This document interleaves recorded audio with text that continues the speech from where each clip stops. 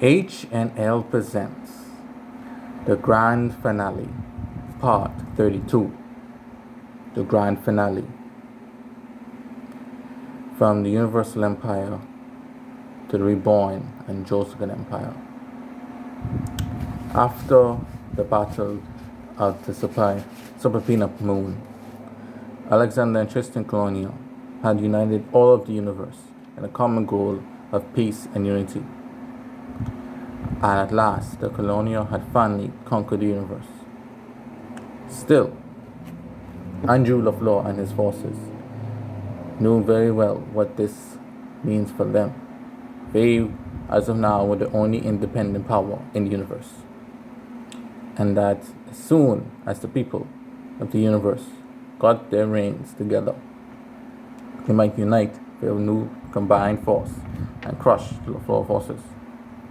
In response to this, Andrew sought the Lord, the God of heaven, his heavenly Father, and decided to fast for 10 days and 10 nights to see what he would do.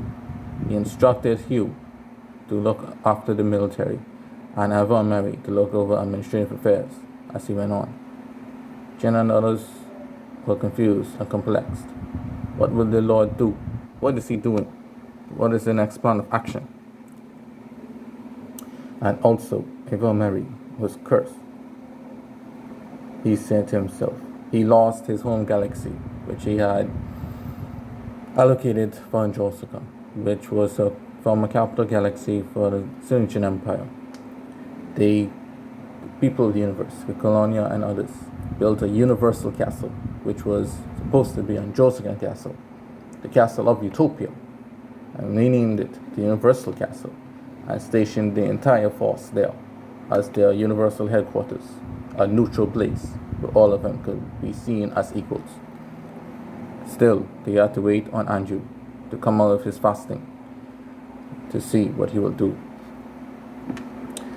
10 days and 10 nights later, Andrew appeared out of his fasting chambers and told his forces, I and I alone will go to the Universal Castle, and I will end our enemies, floor by floor, until there are none left to oppose me.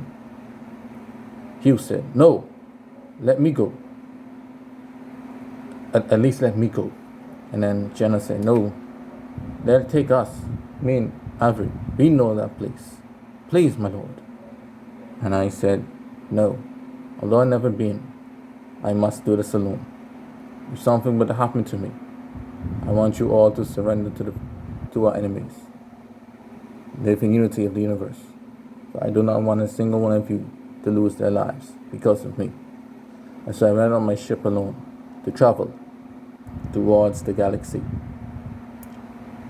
of Ameri, where the final showdown was about to take place. Inside the castle, floor by floor, each represented by power, a galactic power, all the way from the bottom floor all the way to the top floor. I took my universal, my sword of Utopia with me. As I entered the first floor, I confronted the Cthulhu, led by King and Cricketan and Blastbuster. King was stunned. What? Andrew is here? Impossible. Men, surround him. If we kill him, we could restore the respect of Cthulhu. And I was like, you fools. I am not here to slay you. I am here to beat you to a pulp. And after that, you must vow to never raise arms again, and to do your solemn duty, and feed yourselves and the universe. And King said, over my dead body.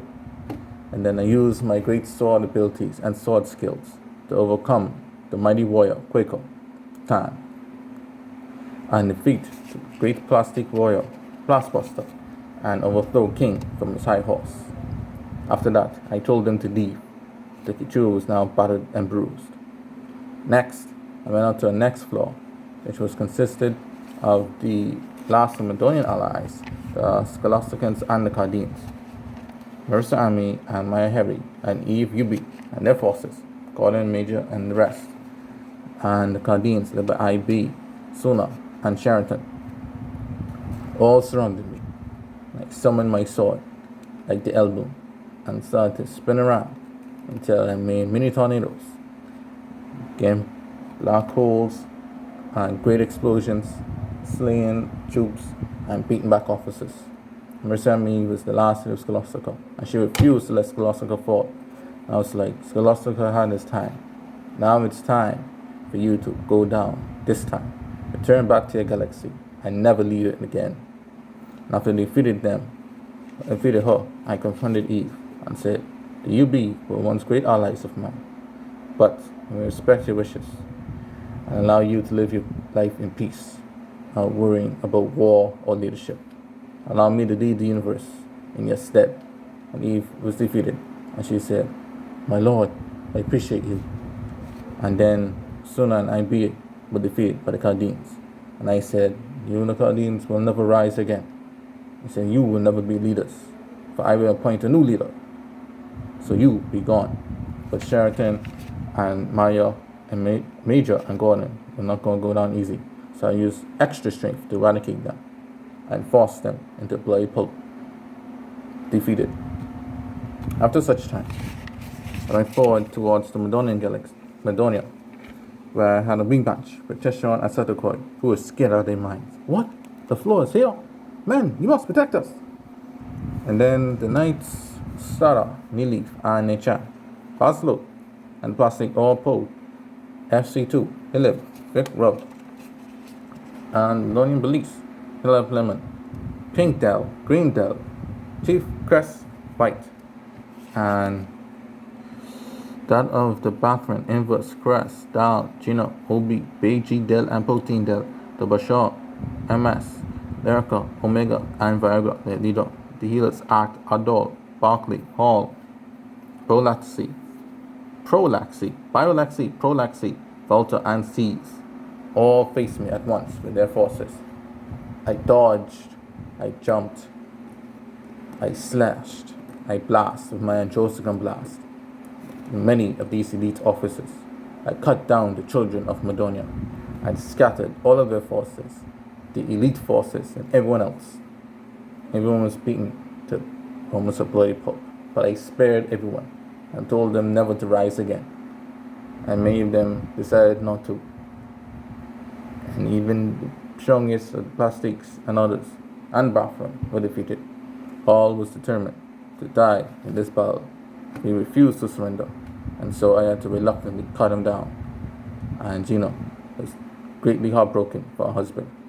And I told him I would fund his funeral. Now leave this place.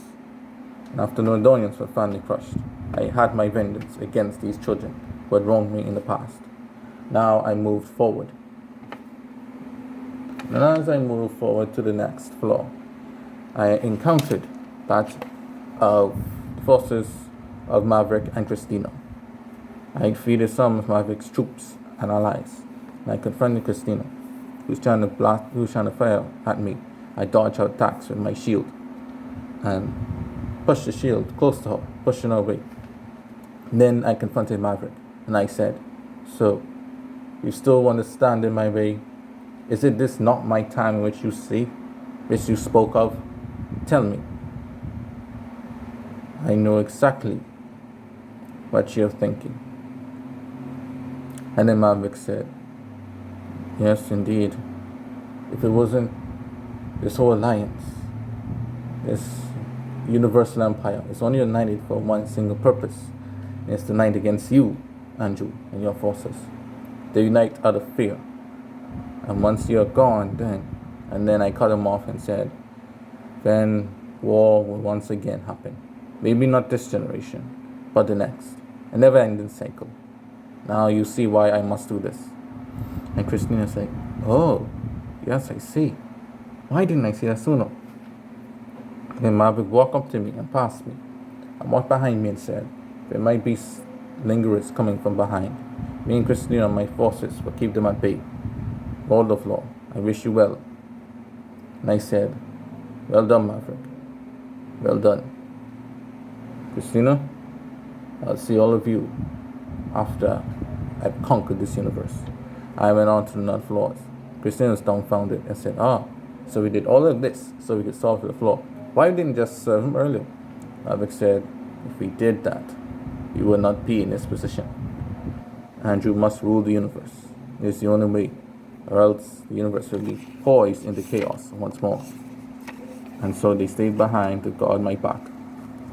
Next, I confronted one of the new powers, the Zephyr power, St. Orange, Bar Health, and Emmy, whom I did not encounter because I was stuck as a governor of the Sylvia galaxy. And Zephyr Orange is like, so you're the famed Andrew, who everyone fears.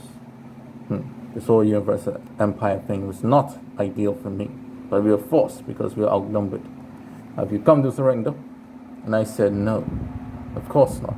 I have cut down many people so far, and now I do not wish to cut you down. Please leave.